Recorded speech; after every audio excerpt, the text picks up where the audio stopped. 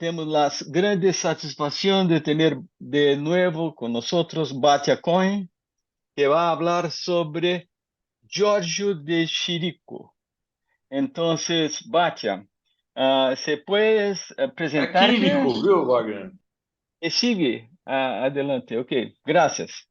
Con mucho gusto, gracias por invitarme. Mi nombre es Batia Cohen, soy doctora en Historia del Arte, una especialidad de arte prehispánico, los mayas, los aztecas, todo lo que es Mesoamérica. Llevo muchos años dando clases de Historia del Arte en general. Trabajo en la Universidad de Miami y colaboro con una revista digital que se llama letraurbana.com. Tengo un libro que es un libro basado en una historia real, se llama Una amapola entre cactus. Y bueno, estoy muy contenta de estar aquí con ustedes para darles la clase acerca del artista Giorgio de Chirico. Bueno, voy entonces a compartir la pantalla para que comencemos. Bueno, Giorgio de Chirico, que es un artista que se le conoce como el precursor del surrealismo. Primero es un artista que vivió hasta los 90 años, muy prolífico, hizo muchísima obra, pero no nada más es pintor y escultor, sino también es poeta, escritor, porque va a publicar algunas obras. Y los historiadores les gusta siempre encasillar o poner una categorización de los periodos de un artista. Y tenemos que durante su periodo formativo empieza a realizar una nueva técnica, que de hecho es un movimiento artístico que él y su amigo en ese entonces, Carrà, van a desarrollar, que se llama la metafísica en el arte o el arte metafísico. Ese es su periodo que más se le conoce. Después va a ser parte del surrealismo, lo invitan a ser parte de este grupo en París. En los años 20 hace copias de sus propias obras, porque es lo que se vendía, y en los años 30 empieza con un nuevo estilo que va a combinar lo neoclásico con lo neobarroco, y regresa otra vez en los 60 a lo metafísico. Entonces él le va a llamar él mismo lo neometafísico, y en los 70 ya son como lo que él recuerda o sus memorias. Como vamos a ver, tiene muchas influencias, sobre todo de artistas del siglo XIX, como del simbolismo, del neoclasicismo y también, por supuesto, del psicoanálisis. Y aquí vemos a Freud. Esta combinación van a ser las semillas de lo que vamos a conocer como el surrealismo. No necesariamente el surrealismo se basa en todo lo que hace de Chirico, pero se va a nutrir de su obra de alguna manera. Algunos de los artistas también que son su influencia son artistas que son parte del simbolismo, como Puvis de Chavannes. Henri Rousseau, que es un artista naïf, pero por su técnica, que es muy meticulosa, muy clara, estas líneas que son realmente muy nítidas, o la obra también de André Derain, que utiliza áreas muy planas de color.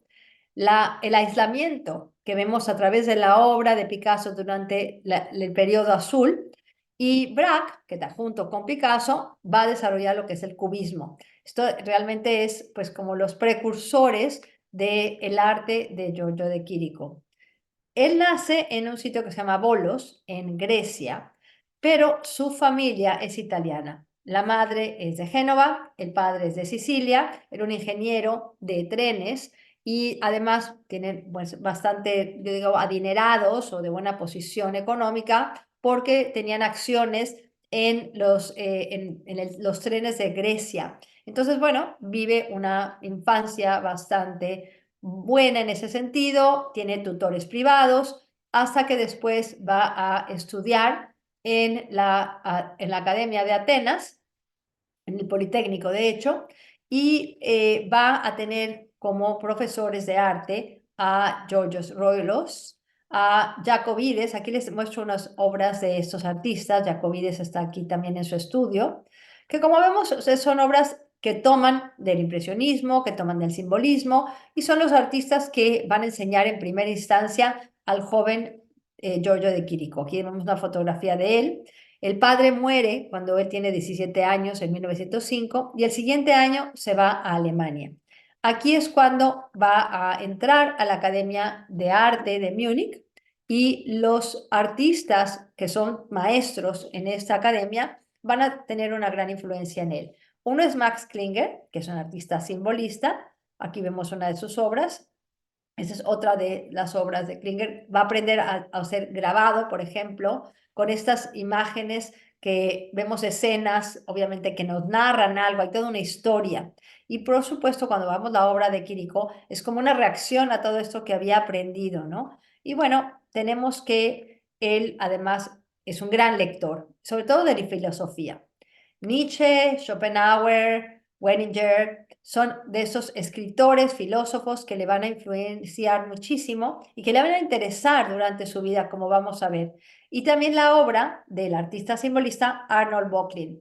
Los trabajos de Arnold Böcklin, como este, que es uno muy famoso, le llaman la atención justamente por estas características que mencioné. El aislamiento, lo misterioso, qué hay detrás, que si hay una historia o si no hay nada. Esos personajes pequeños enfrente de elementos muy mayores, muy grandes, perdón, que en contraste no tienen una lógica. ¿Qué hace un bosque o unos pinos enormes en esa especie de, pues, casa roca? Y esto es una de las cuestiones o las características que le va a gustar y que le van a interesar.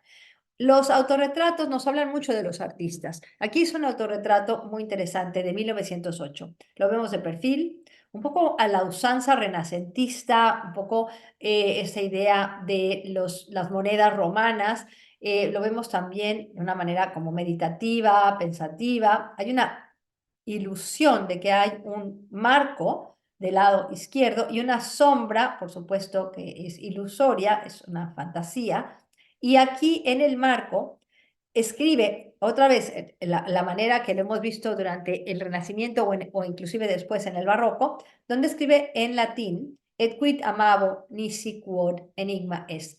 ¿Qué es lo que amamos si no es el enigma? Y lo toma, por supuesto, de Nietzsche. Como les digo, ¿qué es un enigma? Lo inexplicable, lo que está escondido, qué hay detrás de sus autorretratos, como vemos acá. Y progresa, obviamente. Aquí en este de 1911 incluye una torre en la parte de atrás o un muro, que no sabemos muy bien qué es, pero vuelve a poner esa especie de marco, que es un parapeto, así se le llama, cuando vemos obras del siglo XV, XIV, perdón, XV, XVI, etcétera, vemos que los personajes se van a representar con esta especie de mesa que nos va a dar una diferencia o un espacio entre el espectador y el que está aquí posando. Y muchas veces también lo vemos en obras sagradas porque se refiere obviamente a un altar. Entonces aquí vemos que hay esta separación que el mismo de Quirico va a presentar en sus autorretratos.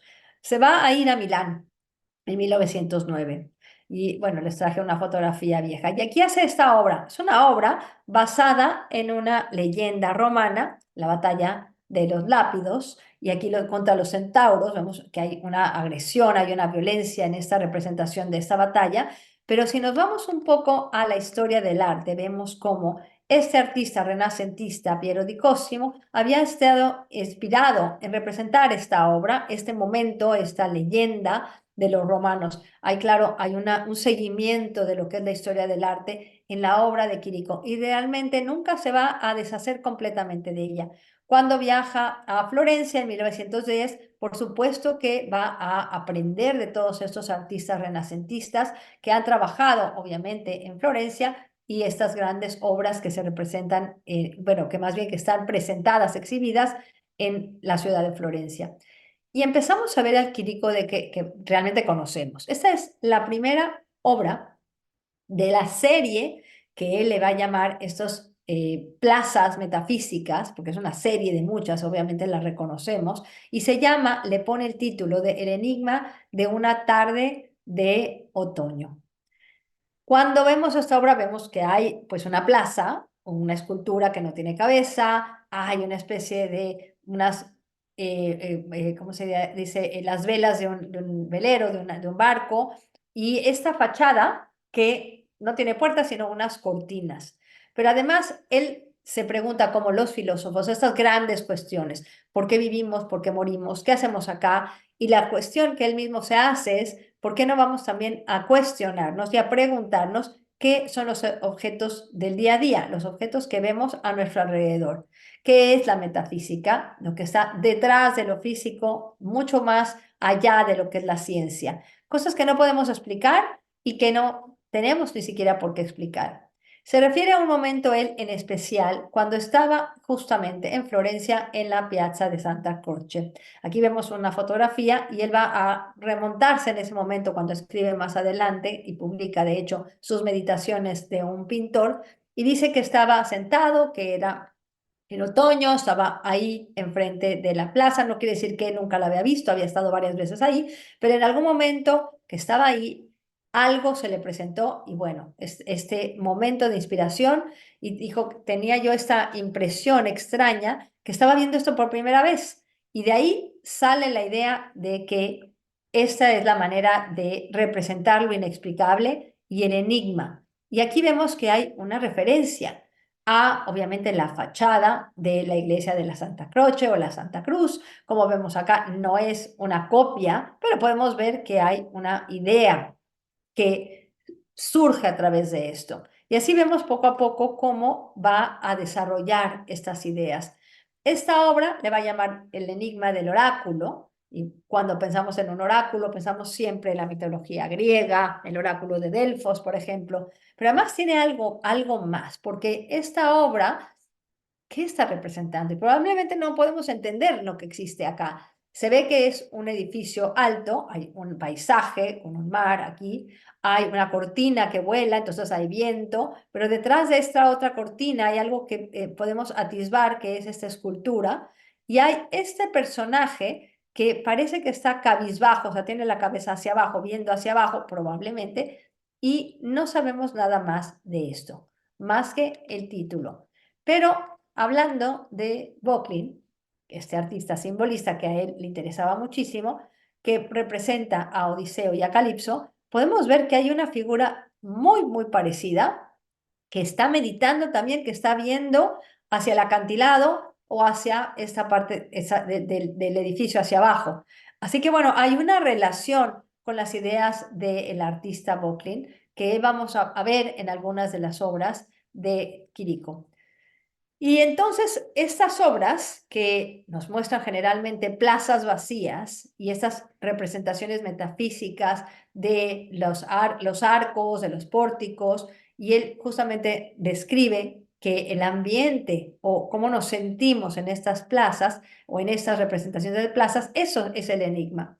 Vemos una arquitectura clásica, la luz es sumamente importante porque es muy angular. Y si vemos acá las sombras, por eso sabemos que es probablemente en la tarde, pero hay un reloj también. Así que bueno, esto nos va a dar ciertos signos que podríamos tratar de entender, pero no se trata de entender en la obra de Quirico. Hay una sensación de soledad, de aislamiento, de que no hay nada, del vacío, que lo vamos a ver en muchas de sus obras y sobre todo que hay una influencia de la arquitectura. Y él, recuerden que estudió en Múnich, y hay una arcada bastante parecida, Hofgarten, en Múnich, que está representada y no necesariamente es un lugar en específico, porque les voy a enseñar otras, como por ejemplo la de Venecia, que también se parece. Podría ser cualquier plaza.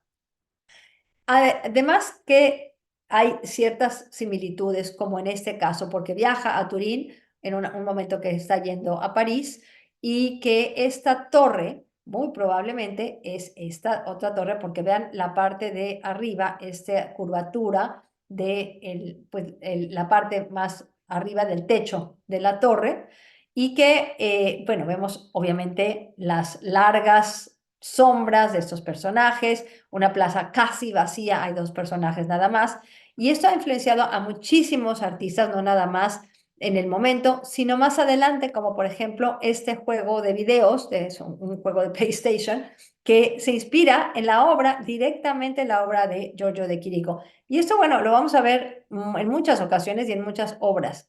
Su madre era muy importante para él. La va a pintar en varias ocasiones. Aquí la pinta en 1911, otra vez en una forma muy clásica, recargada en un barandal de una terraza, medio de perfil, casi de perfil, y luego se pinta él mismo junto a su madre. Es una relación muy cercana. Aquí la tenemos unos años después, en el 22, otra vez que pintando a la madre en la misma postura, el parapeto que les decía yo, con flores, aquí frutas, una columna en la parte de atrás. Así que bueno, vamos a ver que la madre es bastante importante al grado que podemos relacionarla con la Virgen y el Niño. Cualquiera de estas obras, y les muestro nada más una como ejemplo, que representan a la Virgen, muchas veces con una ventana en la parte de atrás, el niño a veces sentado o de pie. Esto que es llamado, como les decía yo, parapeto, pero que en este caso se refiere a un altar. Y generalmente vemos frutas, vemos muchas veces un libro de rezos o algún otro elemento que sea el atributo de la Virgen o cómo se está representando en este caso. Va a repetir estos autorretratos. En 1911 tiene una crisis nerviosa y junto con su madre se van a vivir a París. El hermano, su hermano, que era Andrea, pero que después se va a conocer como el escritor Alberto Savinio, lo va a presentar con Pierre Laprat. Pierre Laprat tenía la suerte, pues Giorgio de Chirico, que era un miembro del jurado del Salón de Otoño en París y logra que sus obras entren a esta exhibición en 1912. Va a presentar El enigma del oráculo, El enigma de una tarde de verano y El autorretrato. Estas tres se van a exhibir junto con otras obras de otros artistas en 1912 en el Salón de Otoño o Salón de Otoño en París. Y los títulos a veces sí nos dan pues una idea de qué se está representando, como en este que es Andrómaca y Héctor, y que vean qué complejo es el cuerpo humano. Y empieza a introducir estos maniquís que parecen que son, obviamente son antropomorfos, pero parecen que están vivos, pero están mezclados con otros elementos y siempre, claro, esas plazas vacías. Al mismo tiempo tenemos que ya el cubismo en París está en boga. Tenemos a Braque, tenemos a Picasso, tenemos a Gris, a todos los artistas que además son amigos de este grupo, que van a seguir estas mismas ideas de pintar un objeto o varios personajes de diferentes ángulos. De alguna manera hay una influencia, pero sin embargo no va a querer utilizar el cubismo. Sin embargo, les muestro esta obra de Dalí realizada mucho tiempo después y cómo hay pues un seguimiento, un desarrollo a partir de las obras de Giorgio de Chirico. O esta nada más les muestro que el mismo Dalí va a estar inspirado en la obra del Perugino, que es aquí una de las obras maestras obviamente del Renacimiento, El matrimonio de la Virgen. Es nada más como algo extra. Y seguimos con estas plazas porque las vemos y al mismo tiempo son misteriosas, pero nos llaman la atención. Esta obra es una obra muy importante, es la primera obra que él vende. Va a exhibir en el Salón de los Independientes, vuelve a exhibir en el Salón de Otoño. Y Pablo Picasso y Guillaume Apollinaire, que en ese entonces ya tenían bastante establecido pues, su mercado, su forma de, bueno, sobre todo Picasso, Apollinaire era un escritor, pero ven la obra de Quirico y les llama mucho la atención. Esta es una obra que primero nos muestra la tarde, una tarde, obviamente que la luz es muy fuerte, lo que le llaman el golden hour en inglés, y vean cómo las sombras son muy largas. Obviamente vemos que hay una imagen de una torre en el centro y él escribe mucho acerca de sus obras en algún momento, pero también otros, como les dije, escribe otros poesía y escribe también otro tipo de libros, pero habla de qué sucede en este tipo de obras. Y dice, bueno, un objeto puede tener dos diferentes apariencias, una que es la que todo el mundo ve y que es muy obvia, y la otra que es lo metafísico, lo que es la abstracción, lo que no se ve, lo que está escondido y, por ejemplo, y nos da el ejemplo de los rayos X. Uno ve a una persona, pero se utiliza una especie de rayos, como los rayos X, vamos a ver algo que no se ve a simple vista. Y eso es lo que él va a representar en sus obras y esa es su explicación. Vemos también que hay una sombra de esta escultura, que era una obra probablemente del rey Carlo Alberto, que él vio en Turín, de Carlo Marochetti. Aquí vemos una en pequeño, pero era muy parecida a esta que estaba en el centro. Y para él describe que las esculturas o las estatuas son como si fueran fantasmas y que además lo va a representar como fantasmas. Vean estas plazas que no hay ni una persona, no hay nadie, están totalmente vacías. Y en el centro hay una torre que nos impone esta centralidad, que aunque no está 100% en el centro, pero además es muy fuerte porque la luz le da directamente, es la energía viril y es una torre medieval. Les muestro aquí una parecida para que vean que hay aquí las almenas y esas pequeñas aberturas para defenderse, una sola puerta, etcétera. Y hay algo muy sutil, que es una sombra en el piso. Y les voy a mostrar esta sombra, y aquí la delineé para que la veamos mejor. Parece ser que hay un personaje, como si fuera un fantasma de algo que ya no está, y su misma sombra en el piso. Pero es algo un detalle que se ha interpretado otra vez con la obra de Böcklin, que tanto le gustaba y tanto le interesaba, de Odiseo y Calipso. Aquí la vemos mejor.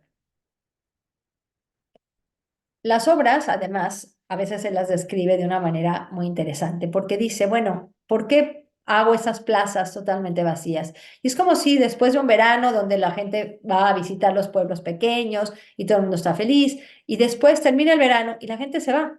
Y se van en los trenes, que vemos acá el tren que ya se va con el tren de vapor, y dejan las plazas vacías. Inclusive la fruta, que ya está madura, se queda ahí sobre la mesa y hasta el dios que vemos acá, Júpiter, que está obviamente representado como una máscara del dios o un fragmento de una escultura, lo vemos acá viendo hacia el vacío. Esto es una de las cosas o elementos recurrentes que vamos a ver en su obra, los trenes que se van, que vienen o que pasan. Y aquí en esta obra, se trata de Ariadne, Ariadne también es un tema de la mitología grecorromana, está aquí en una escultura. Y él describe también algo muy interesante, porque es cómo veríamos nosotros si estamos en un tren y vamos pasando por diferentes pueblos y nada más vemos esos arcos y no vemos realmente a la gente. El tren además está acompañado otra vez acá por un barco de velas y una torre con banderas que también semeja que hay viento y el viento está yendo de un lado al otro. Pero esta Ariadne, que representa además esta leyenda, este mito, que fue abandonada por Teseus, la deja en Naxos y nunca regresa, y ella pues se duerme para siempre esperándolo. Así que bueno, tenemos una precisión perfecta geométrica de sus plazas y esa melancolía, esa pues soledad y que no hay nada más.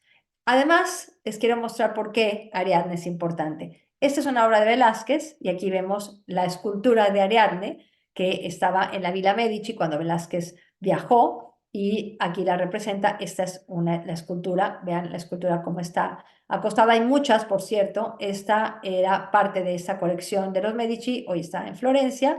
Veamos que hay otra aquí que está en el Vaticano, hay una en el Louvre, hay en diferentes lugares porque los romanos hicieron varias copias o varias versiones de este mismo mito en escultura. Es la misma Ariadne que vemos en sus obras. Esto lo vemos que él utiliza elementos que van a repetirse muchísimas veces y tiene estos pues motivos que por eso lo reconocemos, ¿no? Porque siempre va a pintar lo mismo en el sentido de los objetos, ¿no? O los elementos que utiliza ese tipo de arquitectura, el tren que pasa, los arcos que vemos acá, las plazas vacías, etcétera. Y vemos estas largas sombras y repetimos aquí la escultura de Ariadne. Y les dije que les iba a enseñar otra plaza, como la de Venecia, San Marco, donde hay estos arcos, que también repite. Entonces hay muchas plazas de donde pudo haber tenido esta inspiración. Sin embargo, él dice que su primera inspiración viene de la Plaza de la Santa Croce. Bueno, les muestro esta yuxtaposición, este contraste de estas dos obras. Esta es una obra de Picasso que les quiero mostrar por qué Picasso y el cubismo está basado en la óptica, de cómo vemos algo y cómo podemos verlo de diferentes ángulos. Quirico, él nada más se imagina de la fantasía, de su propia inspiración, no tiene que observar nada para hacerlo, sino más bien va a poner elementos en una plaza que es totalmente fantástica y que él la va a inventar y la va a crear. Pero vean cómo cambia.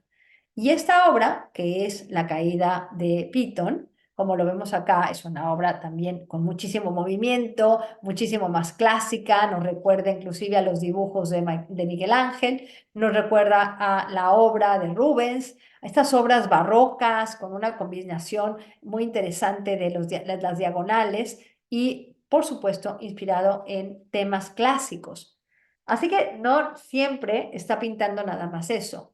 Este retrato de Guillaume Apollinaire nos muestra, primero, un maniquí o una especie de escultura con lentes oscuros, unos moldes que vemos acá, una especie de figura geométrica que no sabemos si este personaje está en un cubo y alguien se está asomando, que ese es realmente Guillaume Apollinaire en la parte de atrás, que parece su silueta. Y vean además que estos moldes, como este de pescado o este de concha, pues son totalmente, no tienen ninguna lógica. ¿Por qué están ahí? Nadie sabe por qué están ahí. Y repite esto, esta se llama la nostalgia del poeta. Y vean la yuxtaposición que tenemos entre el maniquí, la escultura, los lentes oscuros, los moldes, y nada tiene que ver con nada. Así que él realmente lo que quiere es que nos preguntemos, pero que nada más observemos. Hace lo que él va a llamar el arte metafísico. Y esta combinación de alcachofas con un cañón, un reloj, una torre, que cada vez la pone en diferentes formas, las largas sombras que se repiten. Apollinaire, Guillaume Apollinaire, que se convierte en su amigo, va a hacer una colección de poesía que le van a llamar los caligramas y que es una poesía visual. Por ejemplo, acá reconocemos muy fácilmente a la Torre Eiffel y se dedica obviamente a hacer varios de ellos. Aquí vemos un caballo, entonces el poema tiene que ver con eso. El mismo Giorgio de Chirico va a tener sus propios caligramas y sus ilustraciones, como vemos acá del lado izquierdo. Y aquí vemos, les voy a mostrar otra aquí, que escribe obviamente un poema y que colabora con Guillaume Apollinaire para hacer estos caligramas. Hay varios de ellos y lo publican, por supuesto. A través de Apollinaire, Guillaume Apollinaire, conoce a Paul Guillaume. Paul Guillaume era un galerista, tenía una galería muy de vanguardia, donde va a empezar a exhibir las obras de Giorgio de Chirico y entonces empieza a vender su obra, obviamente. Estas obras que vemos acá, como esta que le han llamado la Gare de Montparnasse, o la estación de Montparnasse, o la melancolía de una partida, pues realmente vemos que hay otra vez los bananos o plátanos en la mesa, encima de que ni siquiera es una mesa, es una especie de muro de ladrillos, las sombras muy interesantes, el reloj, otra vez el tren, estas figuras a lo lejos, y bueno, es al mismo tiempo esta idea de lo enigmático, lo misterioso, pero también esta libertad de que hay algo totalmente libre, sin tanta gente, más bien sin nadie, casi, casi. Y les muestro además que va a desarrollar este tipo de obras durante más de 10 años y luego va a regresar a ellas.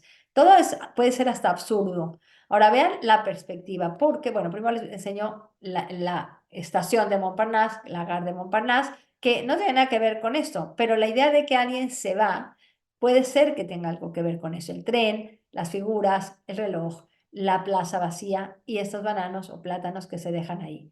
Vean los puntos de fuga, que realmente es una perspectiva muy angular y algunos de ellos ni siquiera se unen en ningún punto. Algunos se unirían, por ejemplo, hasta acá, ¿no? Fuera de la obra, pero eso hace que los ángulos nos muestren algo muy extraño en la obra. Por ejemplo, aquí parecería que es una rampa o no. Entonces, eso nos hace un poco, es algo como un poco inquietante. Les voy a mostrar otras obras para que entiendan además lo que yo digo.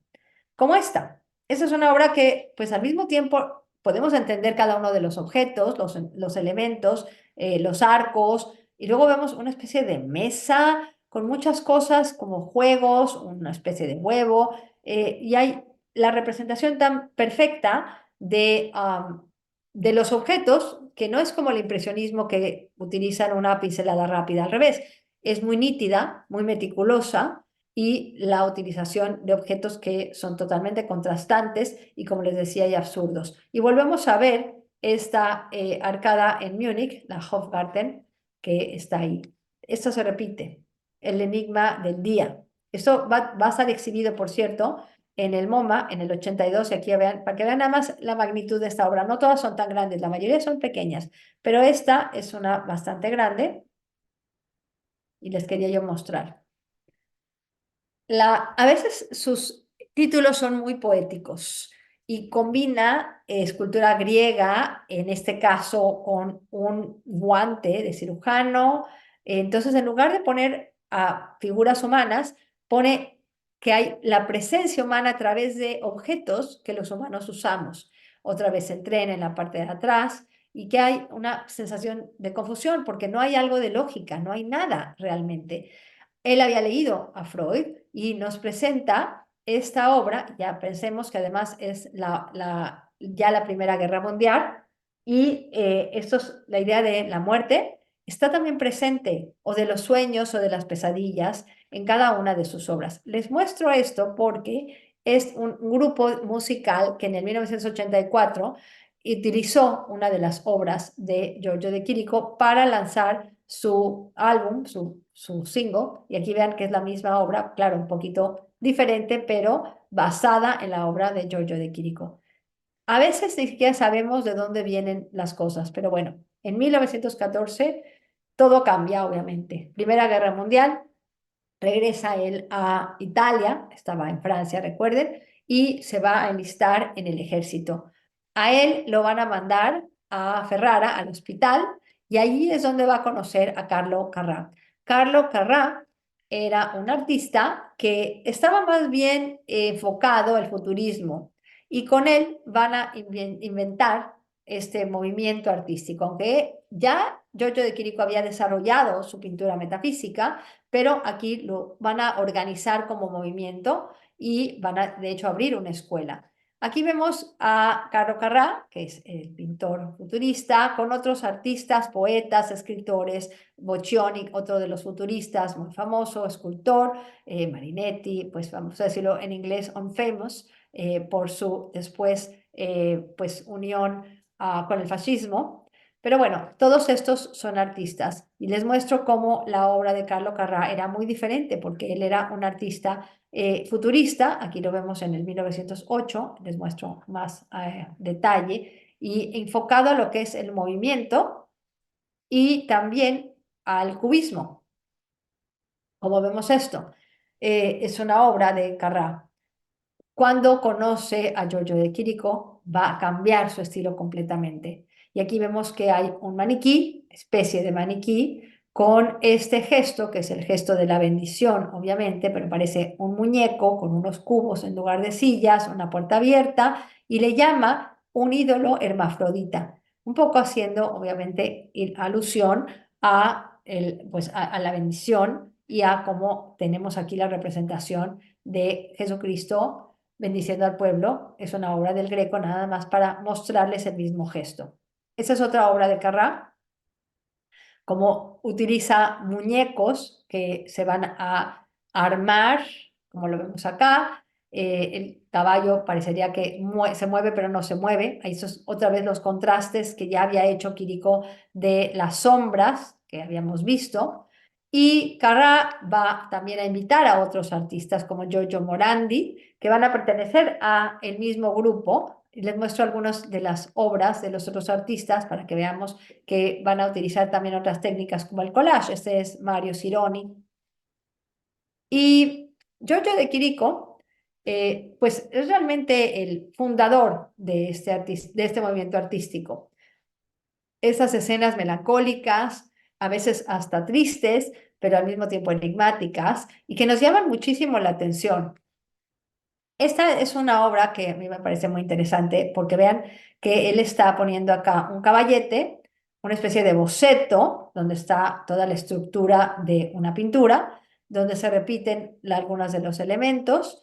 Al mismo tiempo vemos que hay un personaje del lado izquierdo y la cabeza de un maniquí, como les muestro aquí, hay estos otra vez esta parejita y otros más personajes caminando a lo lejos, las sombras, como les llamaba, les decía yo, y las montañas que vemos ahí. Así que bueno, esto es lo que él ya estaba haciendo. La utilización de esos muñecos o maniquís es también uno de los elementos que vamos a ver en el surrealismo en algún momento. Y empieza a cambiar también su obra poco a poco, porque en lugar de hacer estas plazas abiertas, empieza a hacer estas imágenes de muchos objetos, todos juntos, como si entráramos a un closet y de repente se nos cayeran todas las cosas que guardamos ahí durante años. Y aquí vemos que esta obra, que le pone también el mismo título, La melancolía de la partida, está dividida en, pues yo diría que en dos, aunque podríamos decir que en más. Pero les muestro la parte de abajo donde hay un mapa. Y en este mapa, es un mapa muy extraño porque es un mapa triangular, donde vemos aquí una especie de islas, que hay unas rutas en el mar, obviamente es un mapa inventado, totalmente fantástico, pero es la base de esta obra que vemos acá. Y utilizando el mismo título, nos da totalmente dos diferentes versiones de una obra que una no tiene que ver con la otra, pero va a reutilizar muchas veces esto. Por eso también tenemos a veces confusión cuando vemos catálogos, porque si nos describen la obra y no corresponde al título que nosotros hemos visto, por ejemplo, acá. Los interiores que se vuelven hasta claustrofóbicos, donde hay una combinación de muchos objetos, hasta inclusive vean este cuadro como con especie de galletas, parecería una cara medio abstracta, ¿no? La boca, la nariz, los ojos, o este cuadro que ni siquiera es ni un rectángulo ni un cuadrado, sino una especie de trapezoide, y todos los elementos que va a combinar en esta especie de, yo le llamo de closet, ¿no? Y vemos que sí, se vuelve algo claustrofóbico. Nunca es lo mismo exactamente, siempre va cambiando. Estas plazas vuelven obviamente a surgir, los instrumentos. De hecho, acá hay una especie de vacío donde vemos la parte de atrás. Entonces, parecería que es una figura antropomorfa o arquitectónica, pero es algo mucho más. Los interiores se vuelven llenos, llenos de objetos. Aquí vemos que hay un interior, pero dentro de este interior hay una pintura de una fábrica que parecería que está al exterior. Entonces juega con esta dicotomía de los temas y de un cuadro adentro de un cuadro, adentro de un cuarto, y hay una ventana que se abre. Y esto es, para nosotros es un poco desconcertante como espectadores ver obras así. Sin embargo, les digo que llaman la atención porque tratamos de entender y nosotros somos hombres y mujeres pensantes, ¿no? Que queremos entender la lógica, pero la obra de Quirico no tiene lógica. Eso es justo lo que está tratando de representar, el enigma. Y aquí vemos que el mismo cuarto está abierto porque parecería que aquí hay un techo, pero o está abierto y hay esta regla, ¿no? O estas reglas para medir, y este cuadro a través de una especie de fábrica dentro de este cuarto. Su hermano, Alberto Savinio, Carrà y Giorgio de Chirico van a abrir esta escuela y van a ver, claro, varios artistas que van a salir de esta escuela. Aquí vemos una obra de Carrà que también ya ha cambiado completamente, la musa metafísica. Y vean cómo se influencian unos a otros, ¿no? Porque vemos otra vez el mapa, vemos el maniquí, vemos un cuarto muy cerrado, claustrofóbico, vemos que los dos están haciendo más o menos parecido. Pero en 1917 hay una exhibición muy importante en Milán de la obra de Carrà. Y los críticos, primero, hablan de esta obra como maravillosa y le dan el crédito a Carrà de que él es el que inventó la pintura metafísica. Giorgio de Chirico, por supuesto, está muy enojado, muy molesto, y Carrà, de hecho, va a publicar unos años después un libro donde él se pone como el inventor de la pintura metafísica, y ahí se acaba la amistad. Entonces no dura mucho, obviamente, esta escuela, un par de años, y cada quien se va por su lado. Giorgio de Chirico se va a mudar a Roma, va a exhibir en toda Europa y regresa al arte clásico, a lo representativo. Recuerden que tenemos ya muchos artistas trabajando en el cubismo, sobre todo en París. Y él regresa otra vez a lo grecorromano. Héctor y Andrómaque, volvemos a ver, por cierto, este se vendió por $5 millones hace unos años, pero vean qué diferencia. Aquí en el del lado izquierdo, que era anterior, un poco influenciado por el cubismo.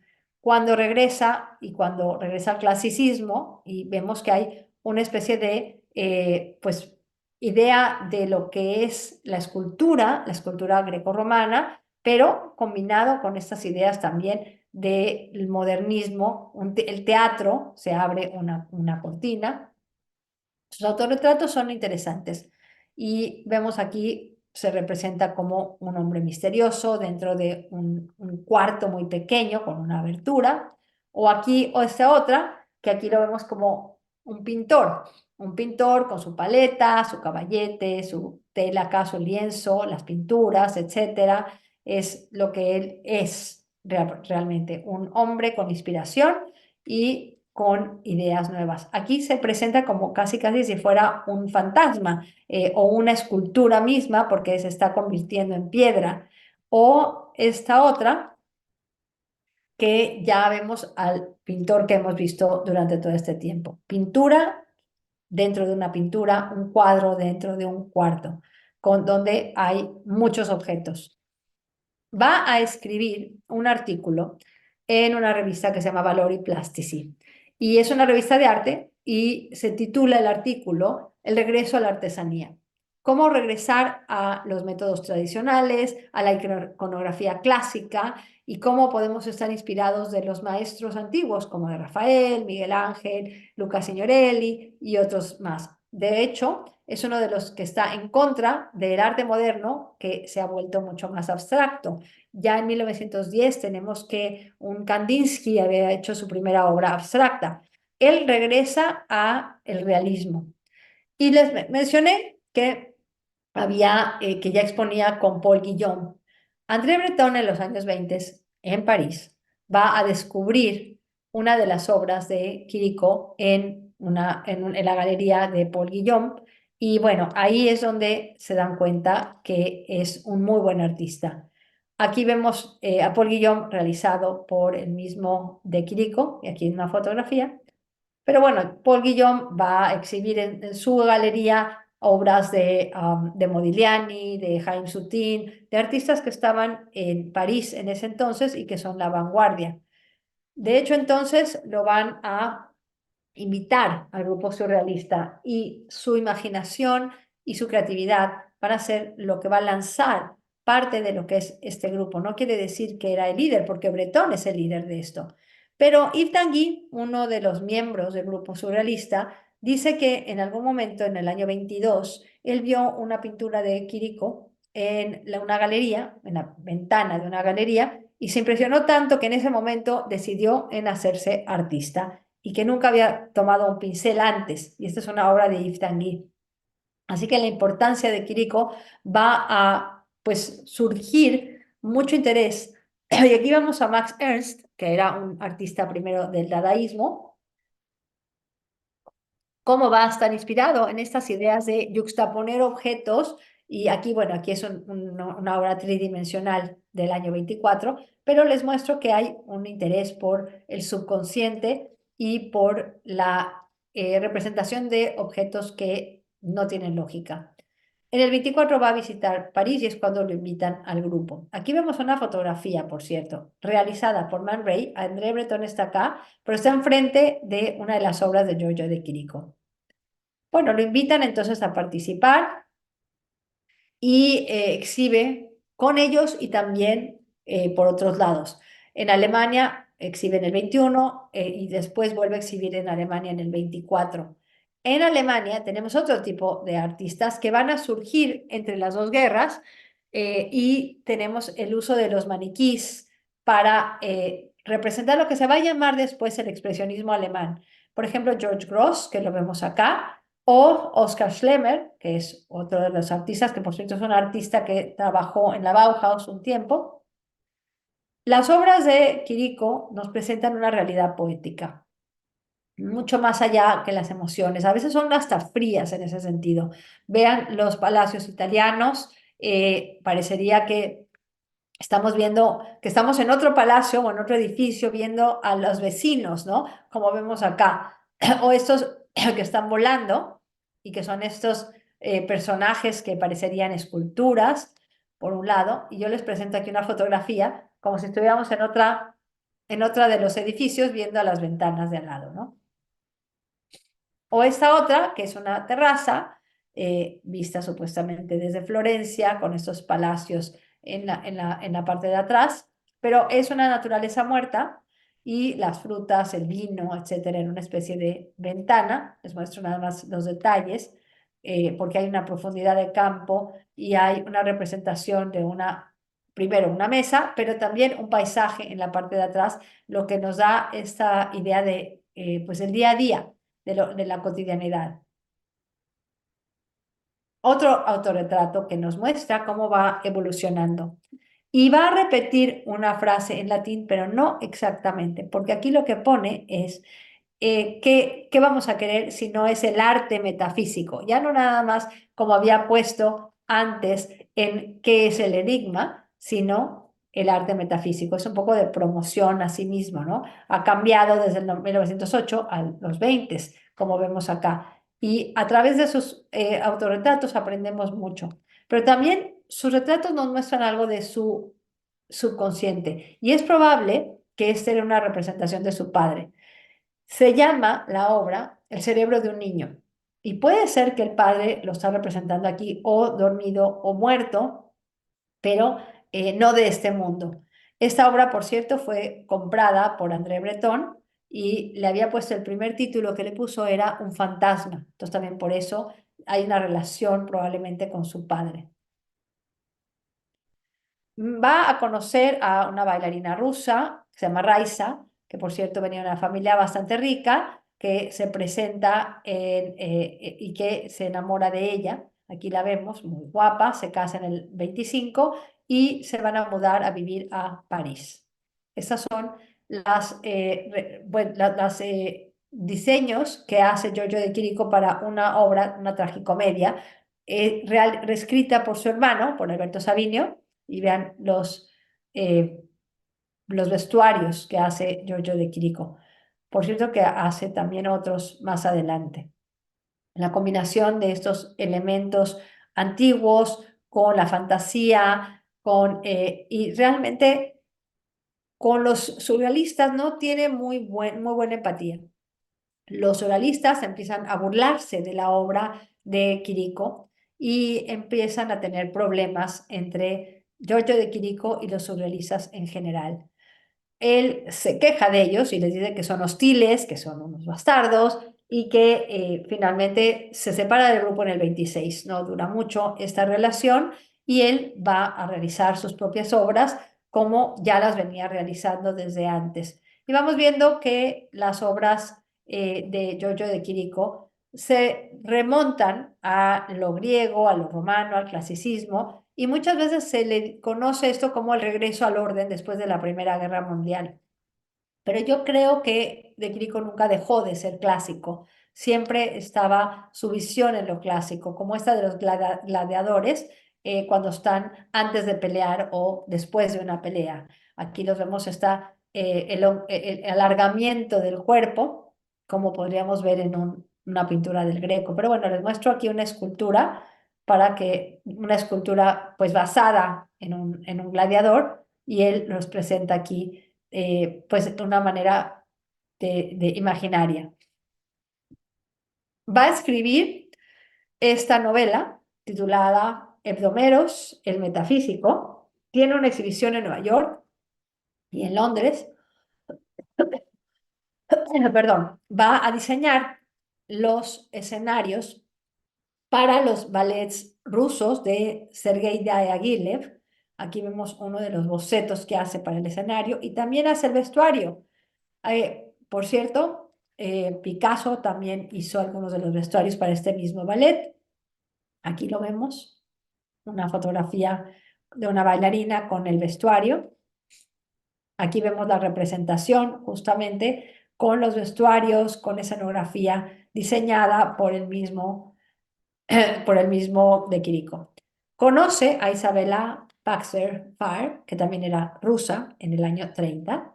Parece que estaba casado, pero va a romper su relación con su mujer, con Raisa, y se casa con Isabel. Aquí la vemos, ella era una refugiada y trabajaba en un lugar en París de moda.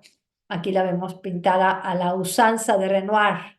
Este clasicismo al cual regresa, lo vemos en muchas de sus obras. Aquí lo vemos a los dos juntos, Isabela y Giorgio de Chirico aquí representados.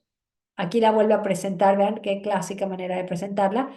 Y con su abrigo, es invierno, pero le pone una figurita de un personaje bailando como si fuera esa idea, perdón, no bailando, patinando, como si fuera la idea de Rusia, que patinan en los lagos congelados.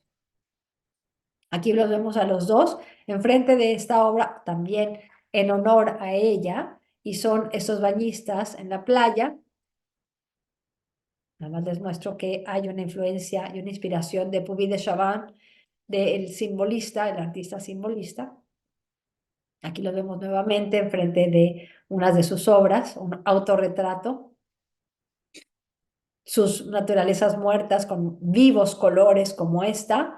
Se van a mudar a Italia. En 1932 van a vivir en Roma, va a escribir y va a contribuir con ilustraciones con la revista Minotauro, que Jean Cocteau era el que lo publicaba, y hace toda una serie de estos baños que les quiero mostrar porque son muy interesantes y que son muy geométricos, vean este también, son muy extraños estos baños o piscinas y que además se realizó en Milán en el 73 cuando hubo la Triennale en ese año, la quinceava, y esto en honor a Quirico, porque es una de estas piscinas, vean aquí los detalles con estos elementos geométricos, lo mismo que hemos visto en sus piscinas.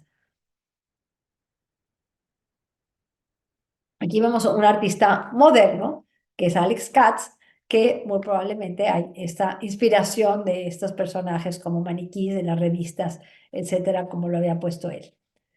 Las obras que hace son muy clásicas. Esto parecería como si fuera un fresco. Le hace hasta estos detalles como si estuviera medio roto, medio viejo, porque está realmente evocando una pintura antigua, un poquito también a la idea de representación del Renacimiento, pero inclusive podemos pensar hasta unos frescos en un palacio, ¿no? O este otro que he mencionado a Böcklin, que también es parte de su inspiración.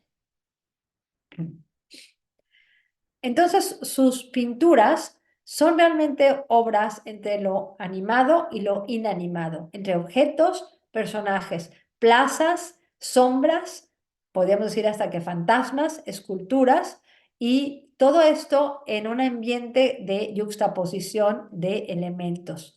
Aquí lo vemos en su casa en Roma, perdón, y viaja, esto es en Roma, pero en 1936 viene a Estados Unidos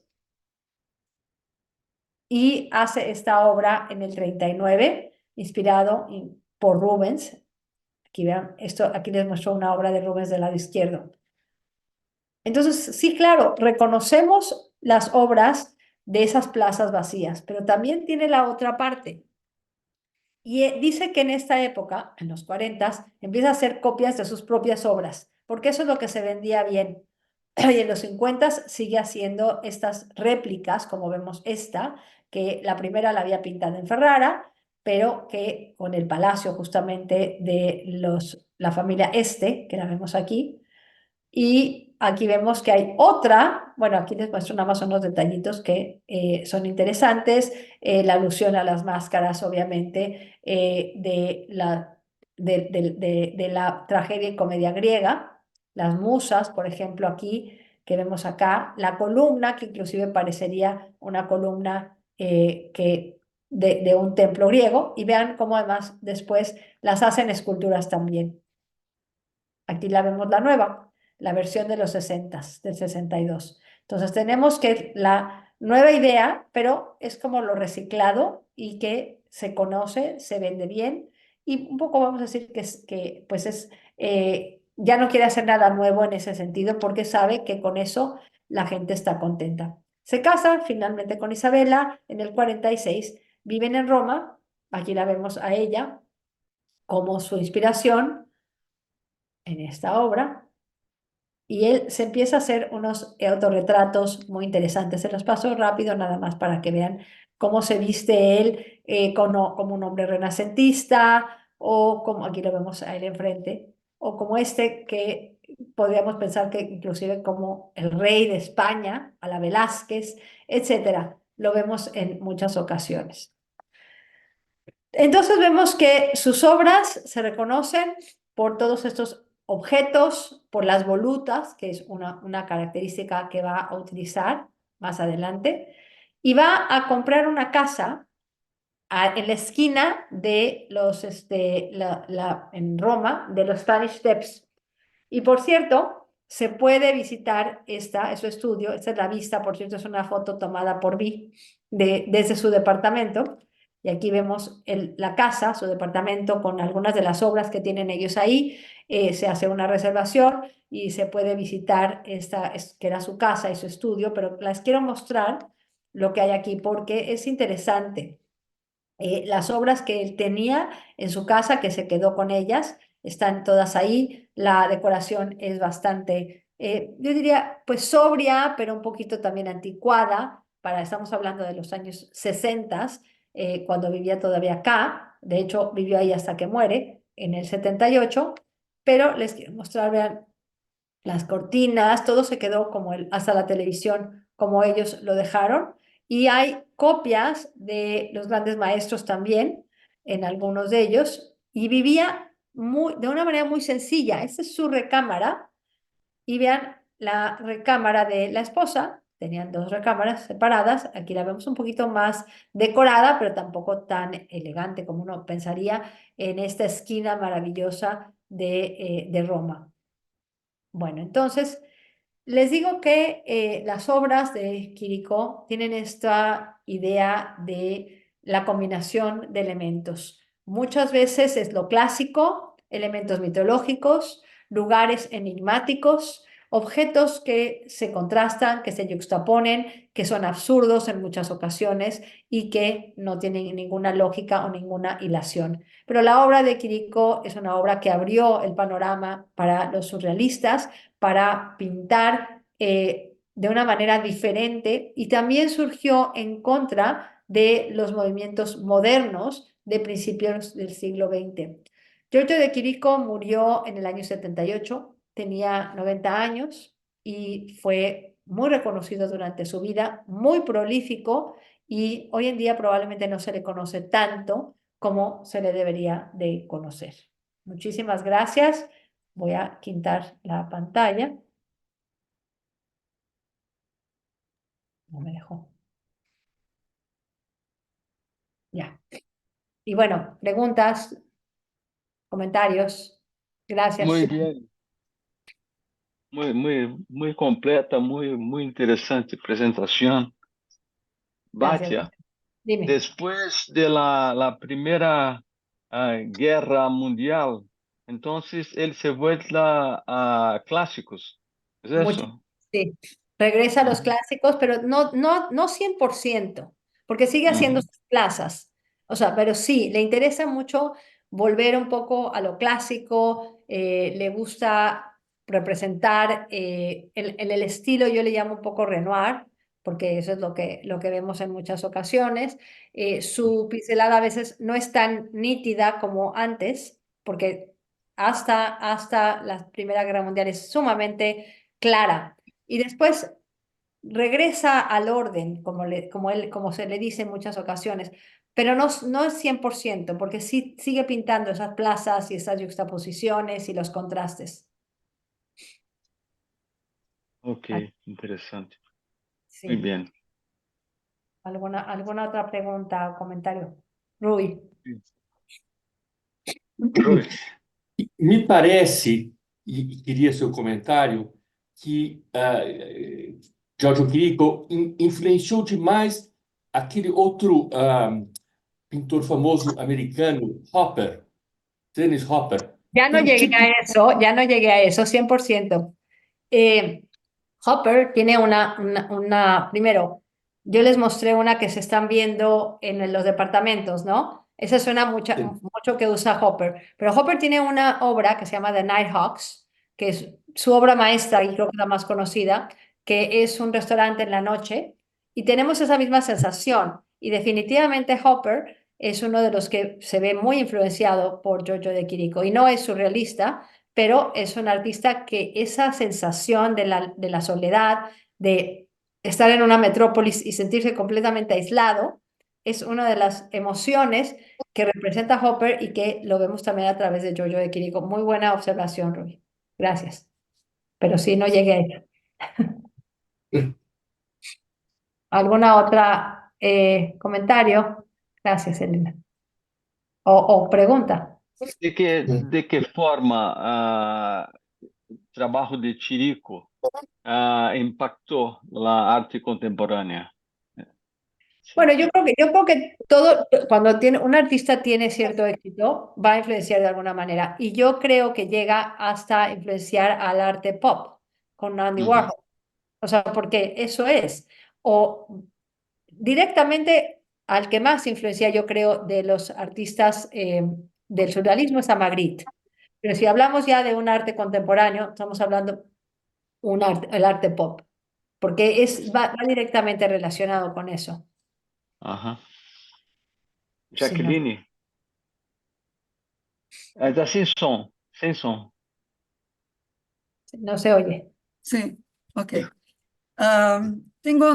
Hay varias telas, varias pinturas de él que tienen como, no sé cómo se dice en español, como banderijas, como, Sí, las banderitas, sí, banderas. Ujú. sí, ¿tienen algún significado especial?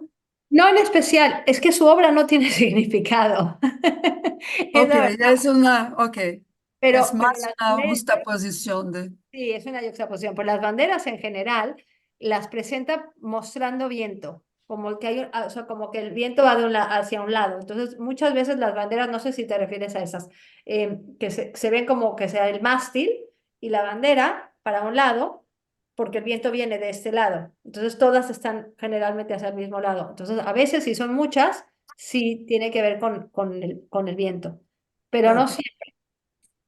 O sea, es que su obra es totalmente, pues yo digo, no me gusta usar la palabra absurda, pero es esa idea de que nada tiene lógica, porque no debe de ok, tener lógica en su manera, por eso le llama la pintura metafísica. ok, gracias. Fue buenísimo la Claro. exposición, Muy gracias. buena, muy buena presentación. ¿Alguna Bueno, pregunta más? ¿Alguna pregunta más? no, nada. Bueno, Muito obrigado, muchas Estamos Bárbara. gracias a listos. Foi ustedes, muy ótimo. obrigado yo también. Ok, Que tengan una buena noche. muchas gracias. Excelente, Ok, gracias. Muito bom. Gracias. Gracias. ok, Graças. Graças. Gracias. Muchas gracias. Obrigado, muito bom. Kátia. Olha,